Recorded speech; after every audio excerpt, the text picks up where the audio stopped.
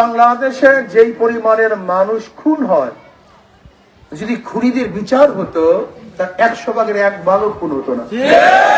তার মানেটা কি? এই হত্যার পিছনে প্রশাসনের সবচেয়ে বড় দুর্বলতা। যদি প্রশাসন দুর্নীতির সাথে সম্পৃক্ত থাকে তাহলে দুর্নীতি বন্ধ করবে কে? সরিষার মধ্যে যদি ভূত থাকে, সেই সরিষা দিয়ে কি ভূত ছাড়ানো সম্ভব? অপরাধীর বিচার না হওয়ার কারণে অপরাধ বাড়তে থাকে। তাকে হত্যা করা হয়েছে, খুন করা হয়েছে, চিহ্নিত সন্ত্রাসীরা তাকে খুন করেছে। এরা বারবার মানুষকে খুন করেছে, অপরাধ করেছে, বহুত অন্যায়ের সাথে তারা জড়িত। এই সন্ত্রাসীদের বিরুদ্ধে বারবার মামলা হয়েছে, কিন্তু প্রশাসন যথাযথ ব্যবস্থা গ্রহণ করতে পারে না। আমি মনে করি আজকে আমার ভাই যে হত্যা হয়েছে, এই হত্যার পিছনে প্রশাসনের সবচেয়ে বড় দুর্বলতা। কারণ প্রশাসন যদি সচেতন থাকত, আগের থেকে অপরাধীদের বিচার করত, তাহলে অপরাধ সংগঠিত হতো না। আল্লাহ পাক কালামে পাকের মধ্যে ফরমান, অফিল কিসাসে হায়াতুন ইয়া উলিল আলবাব। কিসাসের মধ্যে তোমার হায়াত, কিসাসের মধ্যে তোমাদের জীবন। এর কারণটা কি আপনি চিন্তা করতে পারছেন?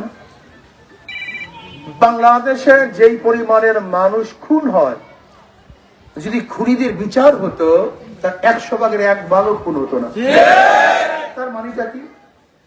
খুনিদের বিচার না হওয়ার কারণেই খুন হয়। অপরাধীর বিচার না হওয়ার কারণে অপরাধ বাড়তে থাকে।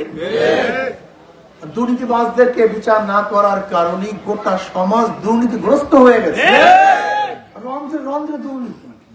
আপনি দেখেছেন আজকে পত্রিকা, এক পুলিশ কনস্টেবল নয়, সে একজন এসআই, বিশাল এক ইয়াবার চালান সহ ধরা পড়েছে। আপনি চিন্তা করতে পারছেন?